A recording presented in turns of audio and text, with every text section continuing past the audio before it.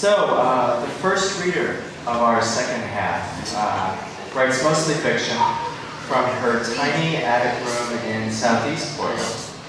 She is the editor of a new literary press, The Gravity of the Thing, which I mentioned a few times tonight, and is also currently working on her first full-length novel about reincarnation gone wrong. A warm welcome for Edie Rylander, please.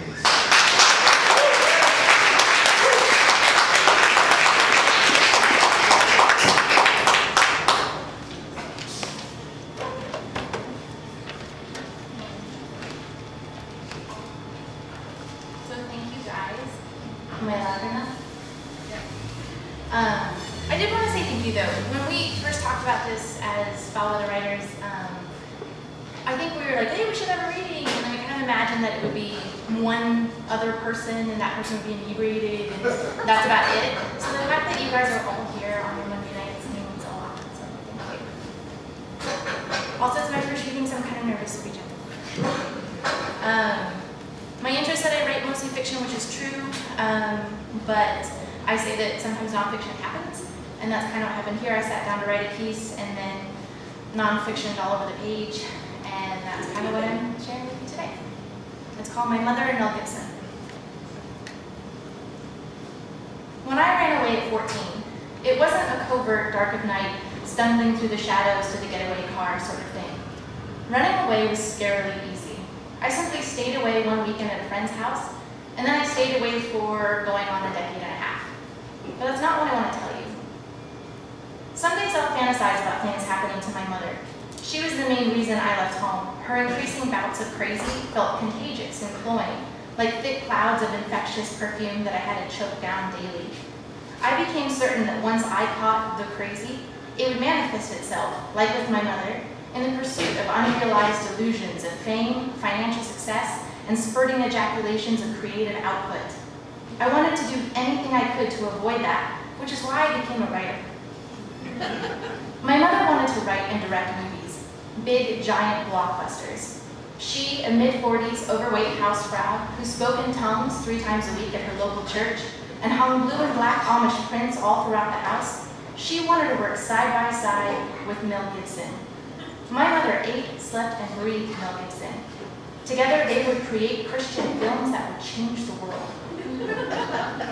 These fantasies of mine were things happened to this woman who, throughout my 14 years with her, made me feel frightened, hated, resented, and even sometimes loved, were not perhaps what you would expect from someone who might possibly have some issues surrounding the topic. I don't imagine horrible things, vignettes of petty revenge or doled out justice. I imagine her success. I'm better at imagining her success than mine, to be honest. I think about her making a splash with a locally focused off Broadway musical about the 12 apostles, set in her hometown of Tallahassee, Florida. The town loves it, and she's propelled into the dramatic sphere, reciting monologues about what it was like growing up with 5 brothers and having 2 kids by the time she was 18. Depending upon the length of my tri-mit commute, leaning against the doors that clearly advise me not to lean on them, I may continue this daydream to reflect her eventual meeting with her idol, Mel himself.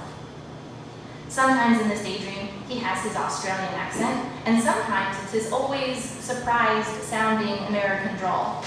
I'm not sure which fits my mother's delusion, you see, and I really want to make it right. Sometimes I wonder what would happen if I wrote a letter to Mel Gibson's fan club on behalf of my mother. Do celebrities still have fan clubs? I once wrote a letter to Bill Cosby's fan club and received in turn a neatly typed mimeograph, purple ink slightly smudged, that thanked me for being such a fan and to be sure to enjoy my summer with Jell-O frozen pudding pops. Jello. This single sheeted form letter, signed at the bottom in illegible script, was accompanied by a coupon for a free box of Jell-O pudding. I sat for a moment, the contents of Bill's response to my child adulation of his sweater-wearing hey himself lying in my lap like the advert mail that it was. I was ecstatic. Bill Cosby had written me. That was his name right there. I could make out the B and could easily see 2 L's if I squinted my eyes and tilted the paper sideways, and here was a coupon for pudding, his own invention. bragged about it at school for a no doubt nauseating several weeks until Denzel Washington visited our Army base and shook my hand, and then I knew what starstruck really meant. I guess my mother and I share that feeling, that blissful, shiny-eyed glow that comes when our entire existence is validated by a celebrity. I've met authors who kindly looked me in the eyes when I shyly raised them up, not realizing that by speaking to me, they've reduced me to a mumbling puddle of my former self, consonants long forgotten, as my lips seem to craft only vowel sounds, and in this moaning fashion, I attempt to tell them how much their writing means to me. I'm not usually like this, I want to say. I am typically intelligent, well-spoken, coherent. But what often comes out is simply,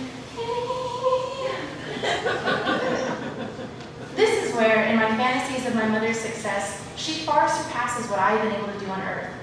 When she meets Mel, she is calm, cool, and collected. She is like polished silver, like sharp cuts of stern aluminum catching the sun. She is the mother I remember before her illness really set in, before her bouts of catatonia, her days spent in bed not speaking to anyone. When she is with Mel, her eyes are sparkling and she is smiling and praising God and casting Jennifer Lawrence to star opposite Mel in her new smash hit, Got Jesus? I don't hate her for emotionally abandoning my brother and I, not in the slightest. She wanted more and I get that. I want more.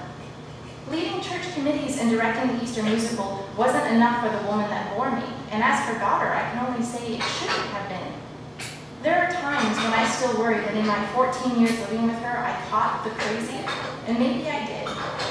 But it isn't desire for Mel or winning an Oscar that I manifest, but instead this need to put words on paper. Maybe as writers, we've all caught a little crazy from our mothers, and that's why we feverishly return to the page over and over again. Or perhaps more honestly, there's no connecting thread between this woman and myself, no bond that transcends mental illness, other than gossamer strands and flitting daydreams. Why am I imagining my mother and Mel? I'm thousands of miles and in the better half of 2 decades away from her, and I'm the one holding on to her delusions of fame and fortune. I can only guess that I watch her walk down the red carpet with an Aussie anti-Semite, because these are the last pieces I have from a woman who was supposed to be there when I went to college, who was supposed to listen to me on the mornings I was convinced my boyfriend didn't love me, and get giddy with me in the evenings when I was sure he did. When I daydream of my mother and Mel, I fill in all the blanks that went on in this missing gap of time, and it's all about her and her happiness. It's not just Mel that I envision as a mental gift for my mother, but a general joy she never had when I was at home. In my life, there was once a woman who used to sing a song in German she wrote just for me. A woman who would sneak in and kneel at the end of my bed each night, crying and praying to Jesus to help us find a happy place in life, as I awkwardly lay under the covers, face burning in humiliation and eyes scrunched up in pretend sleep.